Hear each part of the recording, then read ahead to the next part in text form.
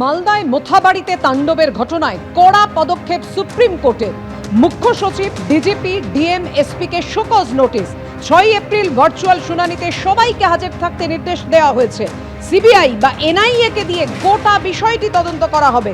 তদন্তের রিপোর্ট সরাসরি জমা দিতে হবে সর্বোচ্চ আদালতে। আর এবার মোথাবাড়ি তাণ্ডবের তদন্ত হবে সুপ্রিম কোর্টের নজরদারিতে।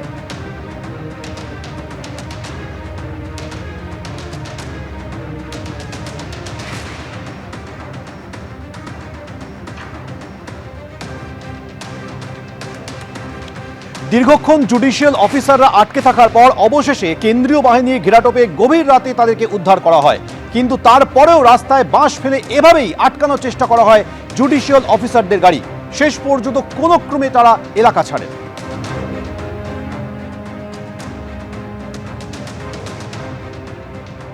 Suffered accident. Please communicate it to register, sir.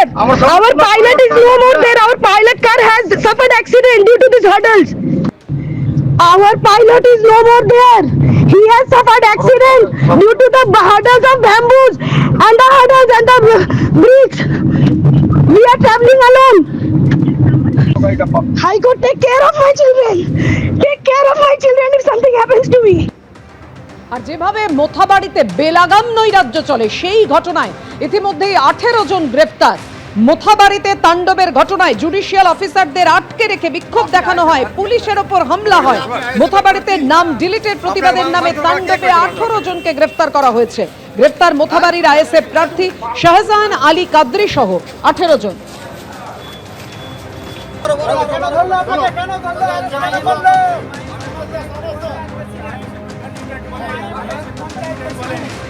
আপনি কি ঘটনা হয়েছিলেন? না না না, আমরা বাড়িতে ঘুমিয়েছিলাম। আপনি ঘটনা হয়েছিলেন?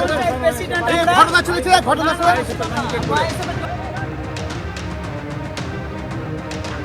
মোথাবাড়িতে বেলাগাম নৈরাজ্য ঘটনায় 18 জনকে গ্রেফতার করা হয়েছে। যেভাবে জুডিশিয়াল অফিসারদের আটকে রেখে বিক্ষোভ দেখানো হয়, পুলিশের ওপর হামলা চালানো হয়। মোথাবাড়ির আইএসএফ প্রার্থী শাহজাহান আলী কাদরি সহ 18 জন গ্রেফতার।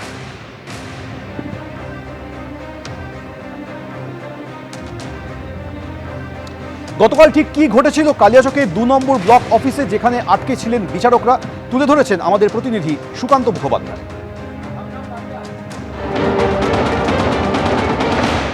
মোথাবাড়ি বিধানসভার কালিয়াচক 2 নম্বর ব্লক অফিস, ঠিক সেখানে গতকালকে অন্যান্য দিনের মতোই বুধবার 11টা নাগাদ থেকে শুনানির কাজ শুরু করেছিলেন 7 জন বিচার বিভাগীয় আধিকারিক। এবং সেই শুনানি যখন হচ্ছিল বিকেল 4টের পর থেকেই কিন্তু তাদেরকে আটকে রাখা হয় এবং প্রায় 8 থেকে 9 ঘন্টা তাদেরকে এই ভেতরেই আটকে রেখে ছিলেন স্থানীয় বাসিন্দারা, যাদের বক্তব্য ছিল যে তারা বৈধ ভোটার হওয়া সত্ত্বেও তাদের কিন্তু নাম বাতিল করা হয়েছে।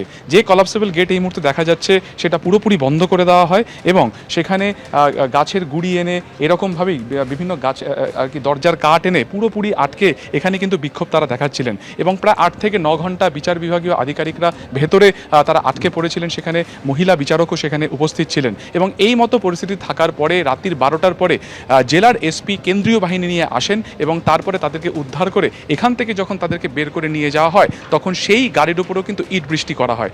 স্বাভাবিকভাবে গতকালকের এই ঘটনার পরে আজকে শুনানি পর্ব পুরোপুরি স্থগিত রয়েছে এবং এখানে দেখা যাচ্ছে যে সেন্ট্রাল ফোর্স কিন্তু মোতায়েন করা হয়েছে। এবং গতকালকেও কিন্তু যেটা বারবার প্রশ্ন উঠছিল যে সেন্ট্রাল ফোর্স কোথায় ছিল যখন এখানে শুনানির কাজ চলাকালীন 7 জন বিচার বিভাগীয় আধিকারিককে কার্যত আটকে রাখা হয়েছিল এখানে, এবং তারপরে তারা জল পর্যন্ত পাননি, তারা খাবার পর্যন্ত তাদেরকে দেওয়া হয়নি। সেই সময় প্রশাসনিক কোনো আধিকারিককেও তাদেরকে উদ্ধার করতে দেখা যায়নি।